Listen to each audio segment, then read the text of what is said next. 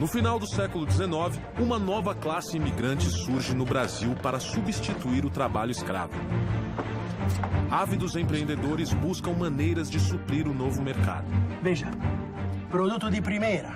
Controlando a manufatura e o comércio de seus produtos, um desses empreendedores torna-se um dos homens mais ricos e poderosos do Brasil. Francesco Matarazzo. Hoje eu sou o maior comerciante de farinha de São Paulo. Com um moinho, eu vou ser o único fabricante. A construção de seu imponente moinho é um marco nacional e contribui decisivamente para o desenvolvimento do Brasil.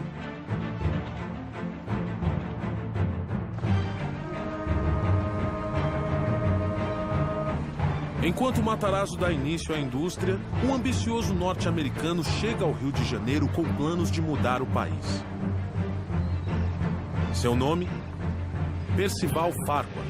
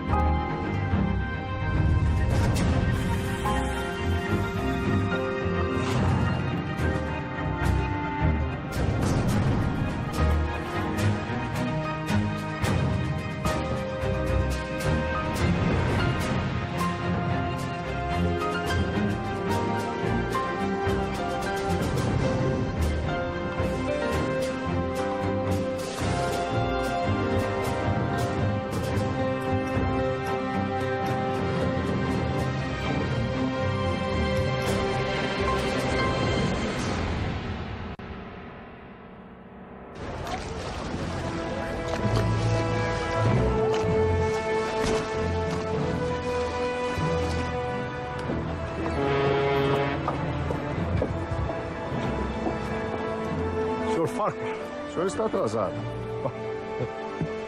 Bem-vindo ao Brasil. Como é que foi a viagem? Como todas as viagens, senhor Marquês. Por favor.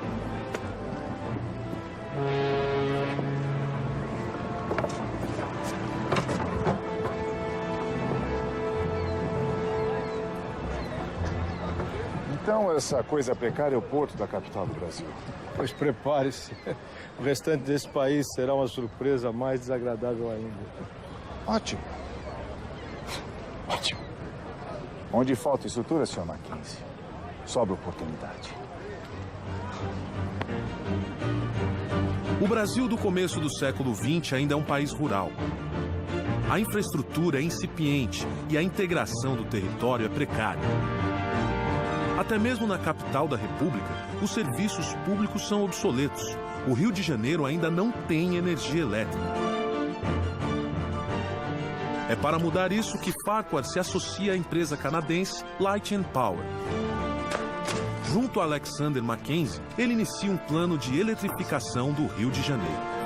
Aí que aparece o papel de um empresário novo que busca, junto à Light, chegar ao Brasil, e a Light precisava disso para expandir o seu negócio para o Rio de Janeiro. E, por outro lado, vai enfrentar um grupo que é um grupo poderoso, mas que é relativamente novo no setor elétrico. Senhor Eduardo, é um prazer recebê-lo. Por favor, fique à vontade. Guilherme, meu filho. Guilherme. Por favor, fique à vontade. Senhores, eu pedi essa reunião para que acabássemos de uma vez por todas com esses conflitos absurdos. E como o senhor faria isso, Sr. Farquhar? É simples.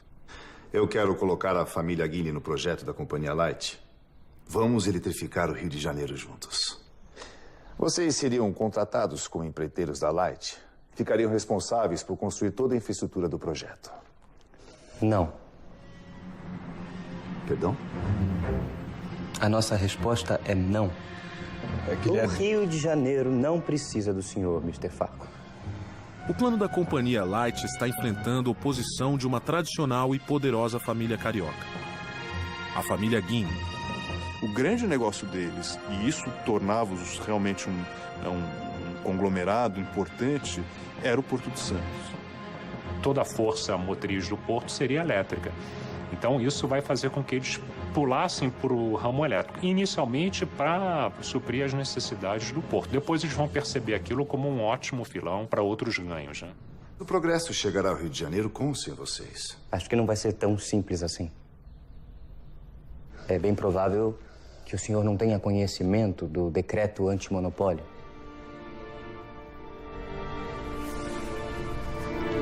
As concessões de eletricidade que o senhor pretende comprar vão contra o decreto.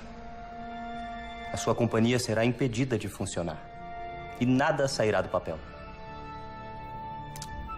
Entendo. Bom, senhores, obrigado pela visita. Do Brasil, cuidamos nós. O que a gente observa é que o mundo inteiro está sendo, vamos dizer assim, colonizado pela energia elétrica. Quando a Light se instala, aí nós temos uma relação de capital estrangeiro e capital nacional. Menino Guilherme tem razão, Percival. O decreto antimonopólio vai ser um problema. Não se preocupe, Mackenzie. Eu já sei o que fazer. Vamos comprar todas as concessões de energia da cidade. Vai ser inútil. No decreto, essas concessões não valeriam nada.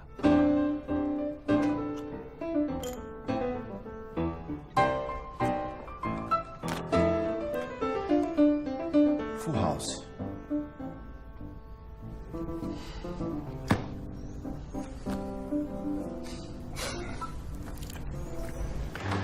Não faz sentido algum. Farquhar está jogando dinheiro fora. Eu sei, mas o governo brasileiro precisa ficar alerta. O senhor ministro há de convir que é preciso impor limites a esses estrangeiros. Guilherme Guiney suspeita que Farquhar está tramando alguma coisa. Ele articula com seus contatos políticos para garantir que os passos da Light and Power no Brasil sejam acompanhados de perto. Isso revela já o seu poder junto às autoridades.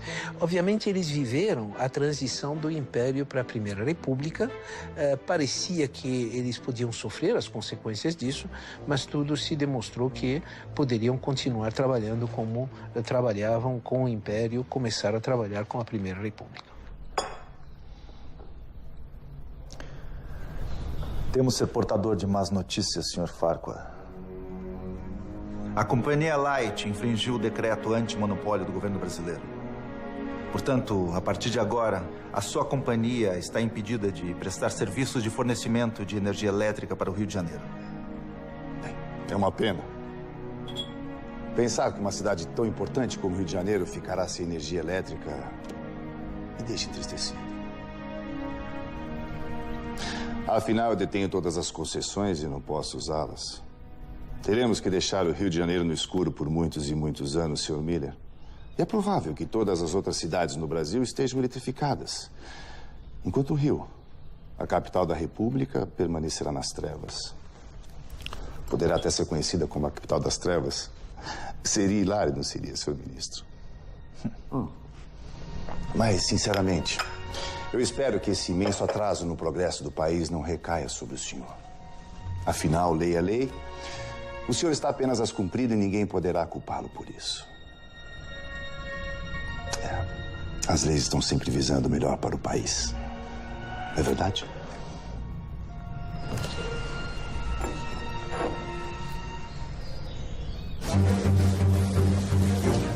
Senhoras e senhores, muito obrigado pela presença de vocês aqui hoje. Hoje é um dia muito especial para o Rio de Janeiro, que finalmente sairá das trevas. O decreto antimonopólio é derrubado. A eletrificação do Rio de Janeiro começa. E tudo está nas mãos de Farquhar. Bem-vindos ao progresso.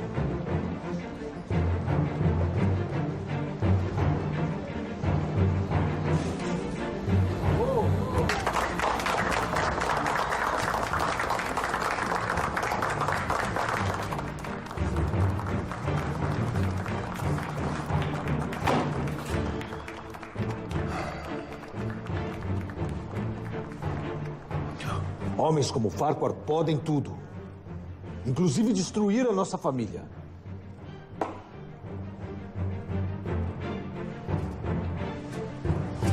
Missão cumprida, Percival. Você conseguiu. Isso é só o começo, meu caro. Tem outros planos para o Rio de Janeiro? Eu tenho planos para todo o Brasil.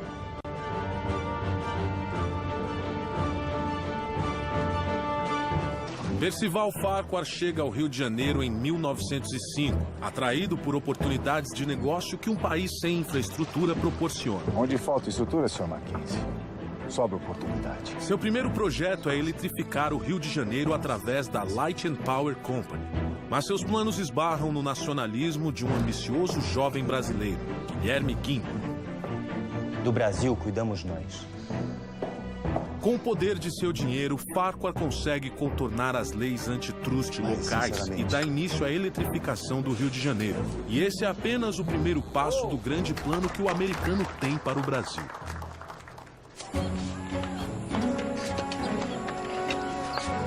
Meus planos para esse projeto terminam aqui, Mackenzie. Deixa o Rio de Janeiro comigo.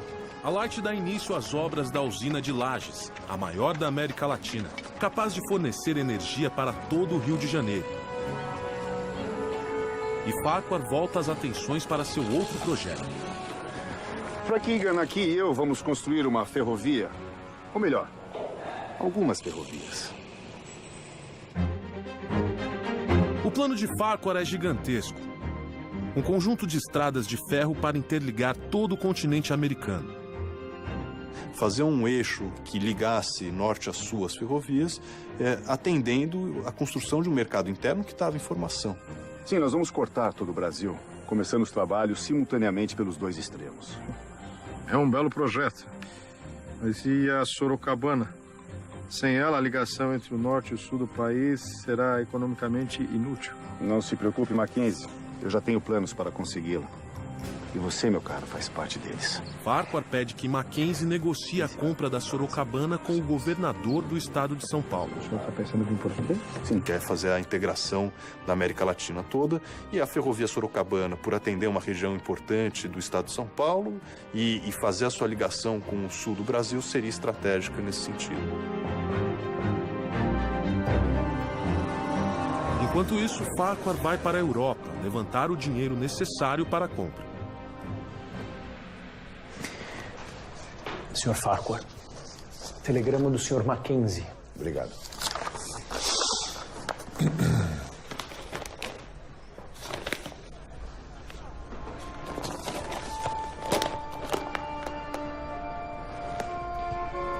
Algum problema, senhor?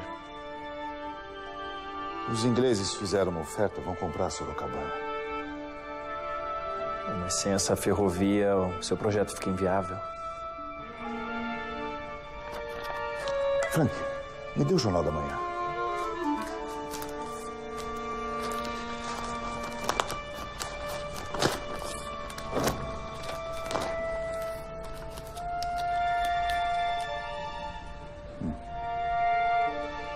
O emissário está vindo para Londres de navio para fazer a proposta. Estará chegando em 2 semanas.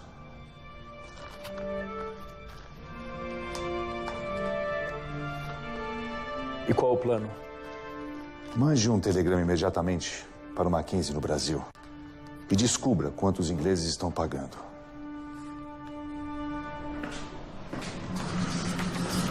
Conseguiu? Mackenzie utiliza seus contatos para descobrir o valor da negociação da Sorocabana.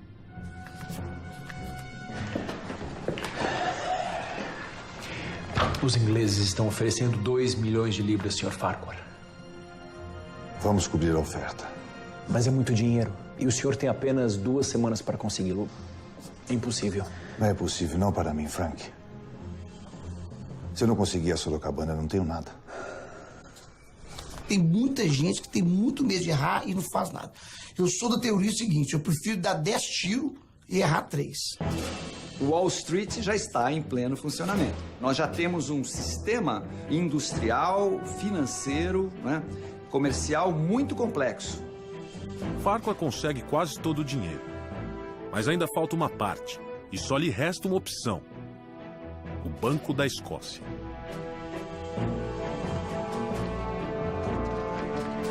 Só um segundo, Sr. Farquhar.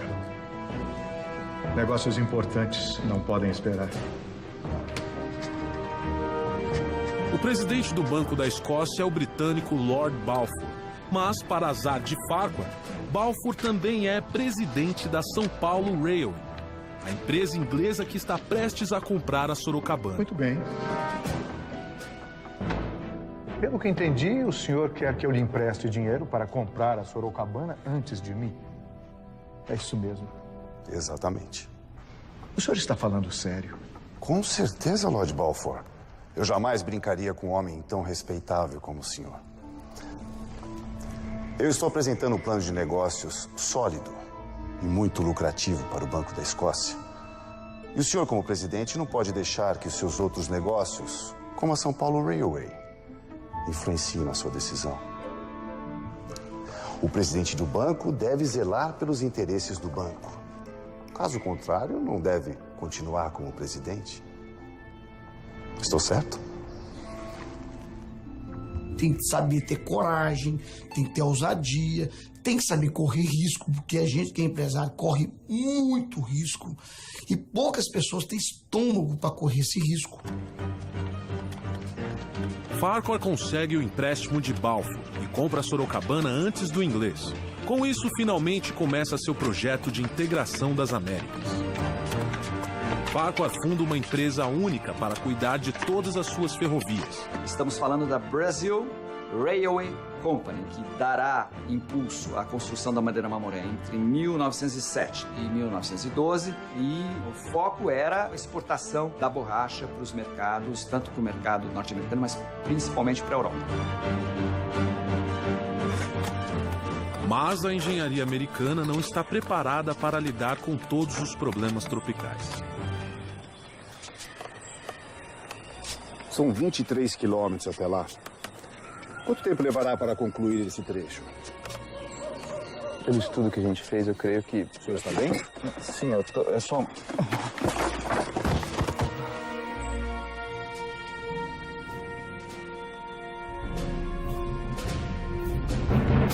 Belo projeto. Percival Farquhar dá início à grande obra de sua vida. Uma malha ferroviária integrando as Américas. Nós vamos cortar todo o Brasil, começando os trabalhos simultaneamente pelos dois extremos. Mas a impossibilidade de conseguir a concessão da ferrovia Sorocabana quase coloca tudo a perder. Com sua habilidade de levantar capitais, Farquhar consegue comprar a Sorocabana e inicia as obras da sua grande ferrovia. Mas depois de superar os obstáculos políticos e financeiros, ele se depara com um inesperado desafio tropical.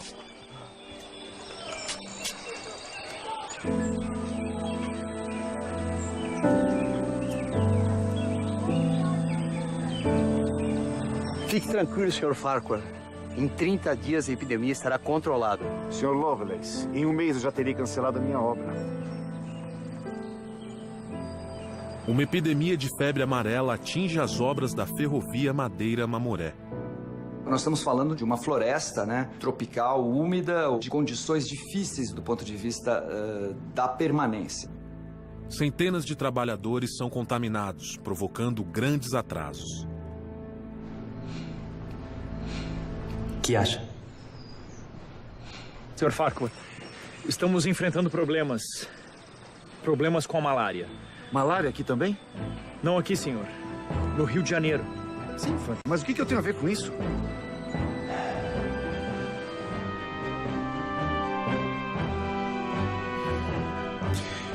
Eu tenho minhas dúvidas, Guilherme. É a estratégia perfeita. Com isso, nós vamos parar a obra da usina de Lajes. Espero que você saiba o que está fazendo. Nós não podemos ter uma nova derrota pública para o Farquhar. Não tem com o que se preocupar. Será o fim de Percival Farquhar. Ele tinha essa capacidade de lidar com imprensa no bolso, né? Enfim, brilhante nesse aspecto.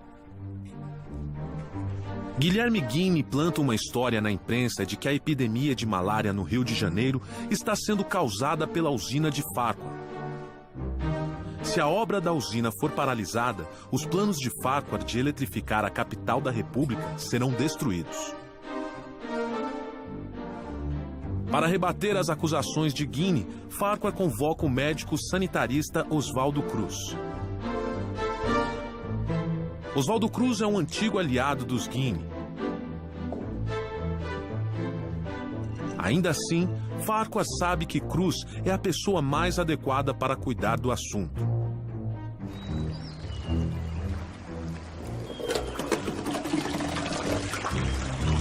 As obras são paralisadas até que o veredito seja dado pelo sanitarista.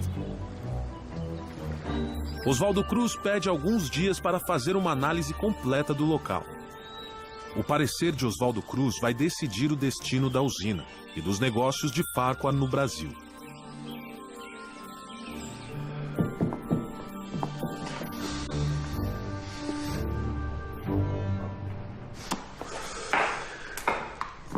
O que ele disse? A usina foi absolvida. Somos inocentes. Ótimo. Obrigado por essa notícia hoje. Prazer, Sr. Farquhar. É inacreditável. Eu não consigo entender por que Oswaldo Cruz nos trairia dessa forma. Ele não traiu ninguém. Oswaldo Cruz fez o que tinha que fazer. Chega de jogar o nome da nossa família na lama. Você vai para Salvador, Guilherme. E vai ficar por lá. Então, Guilherme ganha o direito de representar os negócios da família Guinea em Salvador. Ou seja, prêmio pra lá de consolação.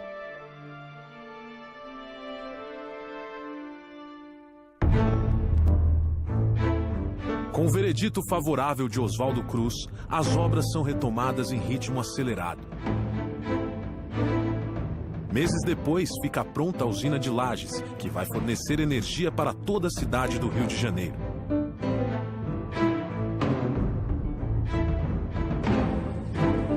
E Farquhar, triunfante, volta suas atenções para a Brazil Railway. Impressionado com a integridade de Oswaldo Cruz, Farquhar chama o médico brasileiro para cuidar da febre amarela no trecho Madeira-Mamoré, passando por cima de seu conterrâneo, Carl Lovelace.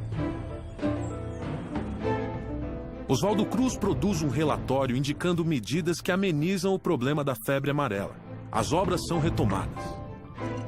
É o início da Era de Ouro de Farquhar. Ele foi um grande capitalista, né? De ferrovias, de portos, de transportes urbanos e tantos outros empreendimentos que ele tinha simultaneamente em várias capitais brasileiras, né? Seu império está crescendo. E nada parece capaz de parar Farquhar.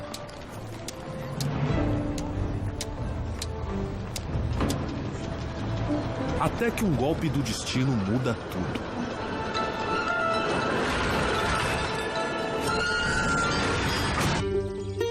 Farquhar começa a construir sua malha ferroviária, mas um surto de febre amarela atrasa as obras.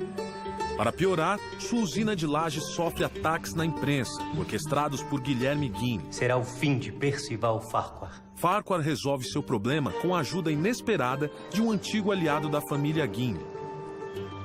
O empreendedor americano está prestes a criar um império financeiro no Brasil, até que um acidente em Salvador ameaça acabar com seus planos. O bonde!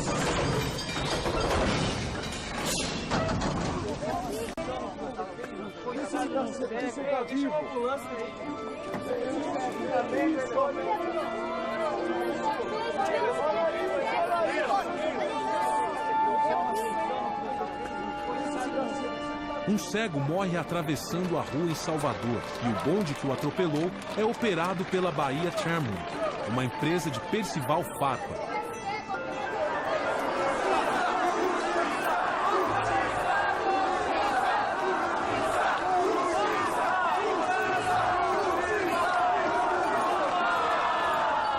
A morte acidental causa revolta em toda a cidade e a população protesta nas ruas contra a Bahia Tramway, o americano que está por trás dela. Que exagero. Foi um simples acidente isso. Trágico, sim, claro, mas nada além disso.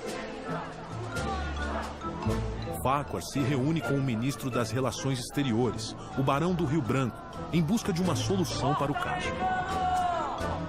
O governo precisa enviar as tropas imediatamente. As coisas estão saindo do controle. E eu exijo que meu patrimônio seja protegido. Eu sinto informar que o governo não vai interferir na questão, Sr. Farquhar. Então quem vai?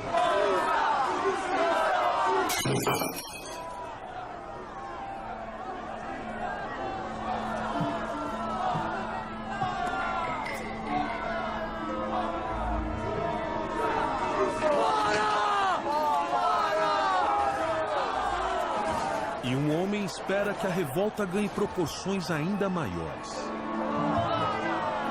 Ele se aproveita desse momento para mostrar a insensibilidade do capitalista estrangeiro, que tratou muito mal daquele acidente, e da sensibilidade do capital nacional. Esse é um caso onde se demonstra o senso de oportunidade do Guilherme. Aproveitando a crise, Guilherme consegue tirar a concessão dos bondes de Farquhar em Salvador. A Light and Power perde seus negócios na cidade e a imagem de Farquhar fica profundamente arranhada.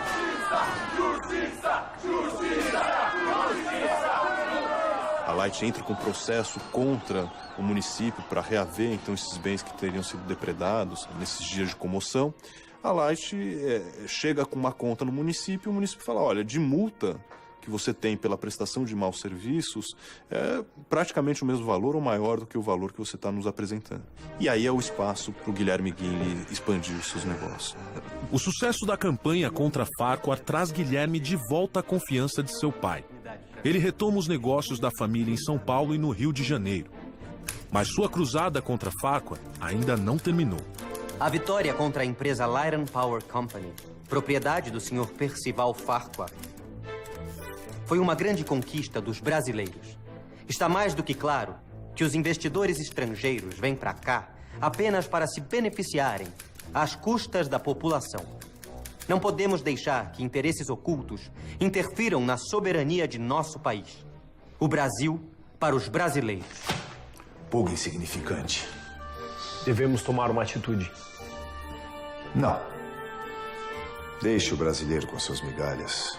Temos coisas mais importantes para resolver. Prepare suas coisas. Vamos voltar para Brasil Railway.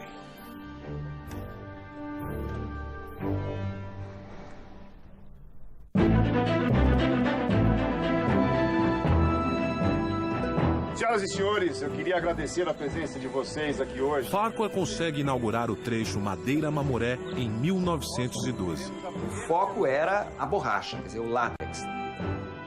Essa extração, então, depois é concentrada, é levada para algumas vilas, para algumas cidades, né? E transportada, através da ferrovia, até navios de grande calado. A navegação se fazia, então, através do Rio Madeira, depois do Rio Amazonas, até Belém do Pará. Então, o Farquhar estava, vamos dizer, envolvido em vários e vários investimentos, né? Porque nós, os brasileiros, serão o futuro. Muito obrigado a vocês.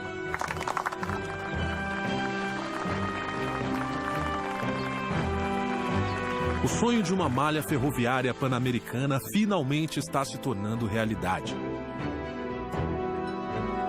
A Brasil Railway já detém 5.000 quilômetros de ferrovias na América Latina e planos para mais 4.000 quilômetros estão em andamento.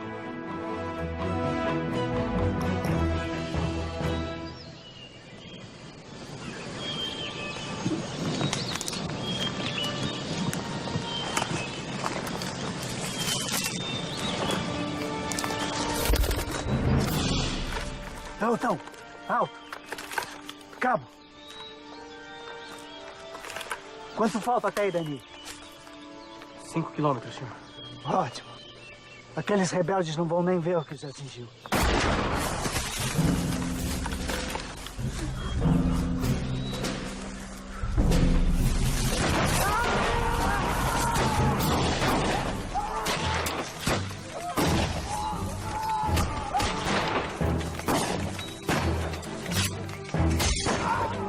Mas antes que Farquhar possa alcançar seu grande objetivo, uma revolta no sul do país cruza seu caminho.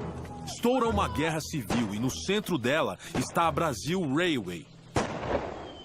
Um dos bondes de Percival Farquhar atropela um cego em Salvador, causando uma revolta anti-americana na cidade. Insuflada por Guilherme Guinle, a sociedade baiana exige a punição de Farquhar, que é expulso da cidade. Guilherme retorna vitorioso para o Rio de Janeiro, pronto para continuar atacando o americano. Farquhar abandona o Rio e retoma os trabalhos da Brazil Railway, visando completar a ligação das Américas. Mas um conflito no sul do Brasil coloca em xeque seu sonho de controlar os meios de transporte de todo o continente.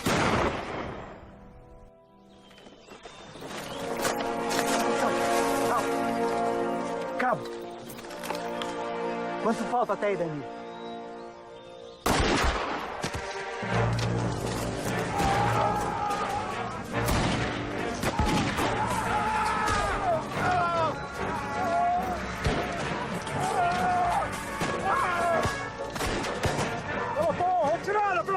Retirada!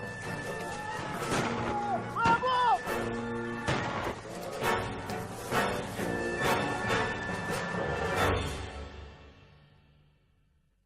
Em Santa Catarina começa uma revolta de camponeses que perderam suas terras para a Brazil Railway. É a Guerra do Contestado que ameaça o trecho entre São Paulo e Rio Grande do Sul das ferrovias de Farquhar.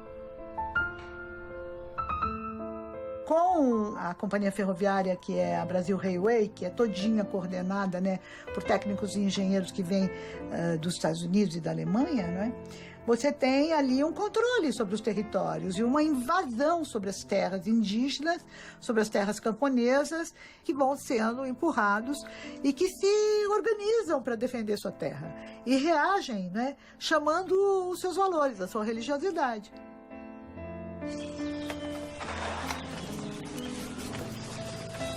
Sem ter noção do real tamanho do movimento, as tentativas iniciais do governo para conter os rebeldes são violentamente derrotadas. Fica claro que essa será uma guerra difícil e sangrenta.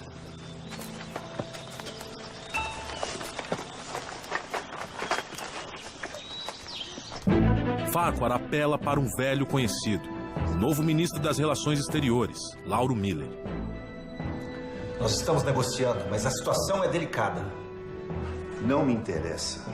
Dê um jeito naqueles caboclos e proteja minha ferrovia. Ou farei o governo brasileiro pagar cada centímetro de ferrovia destruído. E com juros.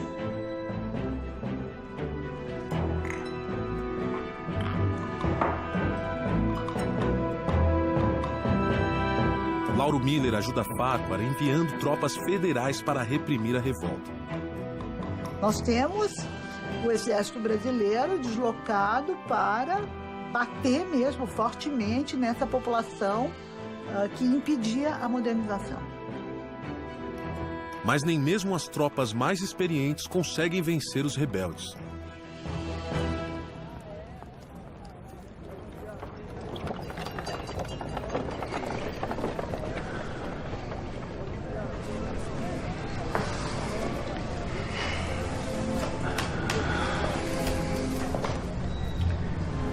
Seu pai foi um bom homem, Guilherme. Eduardo Palacin Guinle morre em 1912, deixando a chefia da família para Guilherme. Eu só lamento que ele não esteja aqui para ver a queda de Percival Farquhar. A partir de amanhã, serão tornadas públicas as atrocidades que têm acontecido no sul do país. É inadmissível que o governo brasileiro envie tropas contra o seu próprio povo em favor de uma empresa estrangeira. O golpe será certeiro, senhor ministro. E eu espero que o senhor esteja do lado certo quando o golpe ocorrer. A campanha de Guinle apontando as injustiças da Guerra do Contestado faz efeito. A opinião pública no Brasil se volta contra Farquhar. Para piorar a situação, a Malásia entra no mercado mundial da borracha e se torna um concorrente fatal para os negócios de Farquhar no norte do Brasil.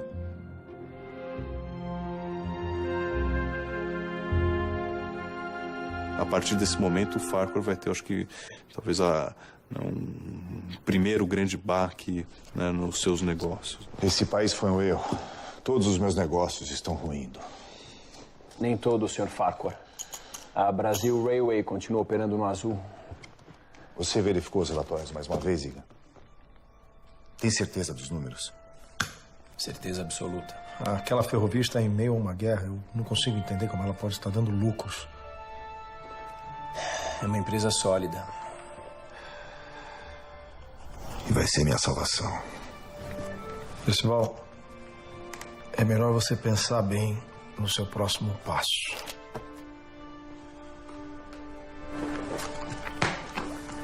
E as cartas, filha?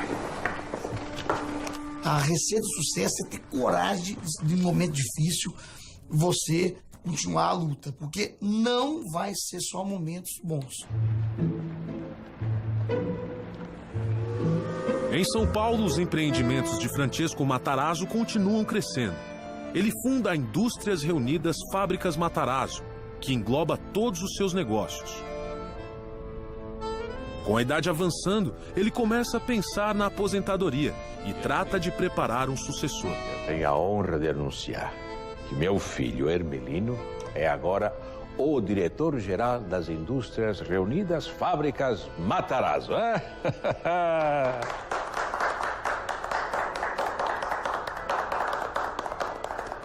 Agora, o chefe da família é você.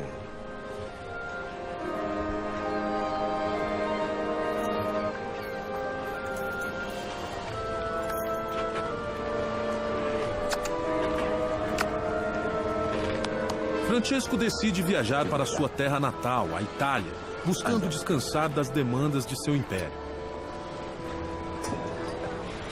E a partir daí ele teve que lidar com essa estrutura familiar empresarial à distância. Isso fez com que, ao mesmo tempo, ele continuava lidando com os negócios, mas ele teve que se afastar. Certamente isso afetou a estrutura patriarcal com forte presença da matriarca durante esse período. A Brasil Railway vai conquistar as Américas ainda esse ano. Viva Brasil Railway! Viva! Viva! Farquhar vende diversos investimentos para comprar ações da Brasil Railway. Senhor Igor. Obrigado.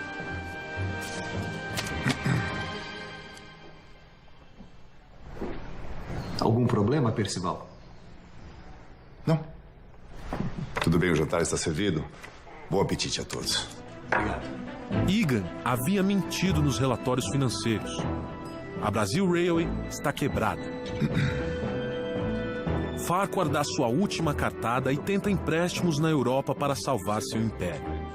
O Farquhar, ele tinha uma capacidade de convencimento dos investidores estrangeiros, então nos mercados em Paris, em Londres, em Nova York. O Brasil sempre teve um grande problema na área de investimento, né? Então você tem que ser criativo, inovador para poder conseguir financiamento. Com a promessa de um empréstimo, Farquhar retorna ao Brasil. Bom rever um velho amigo nesses novos tempos. Voltei para recomeçar. Então você não ficou sabendo? O quê? A guerra começou. Em 1914, estoura a Primeira Guerra Mundial.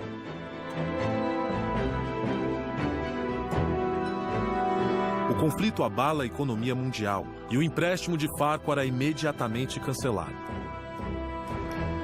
O americano que veio para o Brasil construir o império agora não tem nada.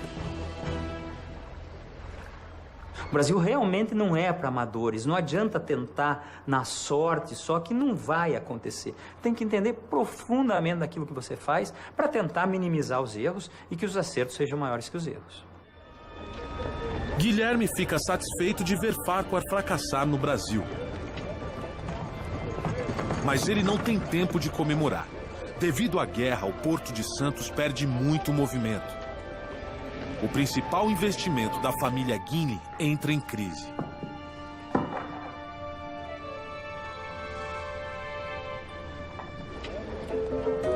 Enquanto a maioria sofre durante a Primeira Guerra Mundial, um imigrante italiano está determinado a lucrar com ela. Giuseppe Martinelli chegou ao Brasil pobre, mas cheio de ambição. Em alguns anos, fez fortuna no país, importando principalmente bebidas.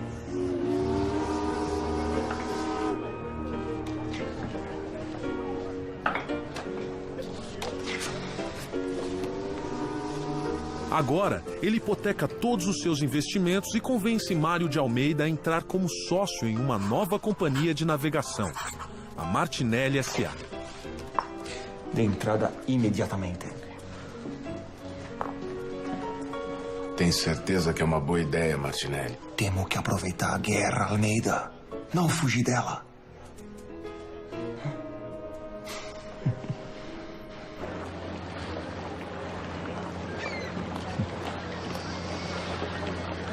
Esses navios já foram uma mina de ouro e agora ficaram inúteis.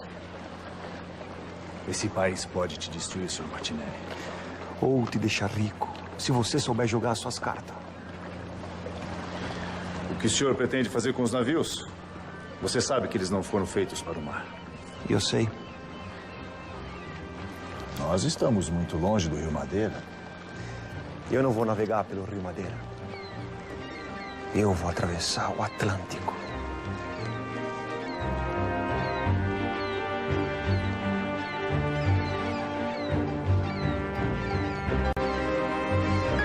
Martinelli reforma os navios fluviais, preparando-os para atravessar o Atlântico em meio à guerra. O risco é imenso, mas Martinelli é homem de altas apostas. Ele não permitirá que uma guerra mundial fique em seu caminho.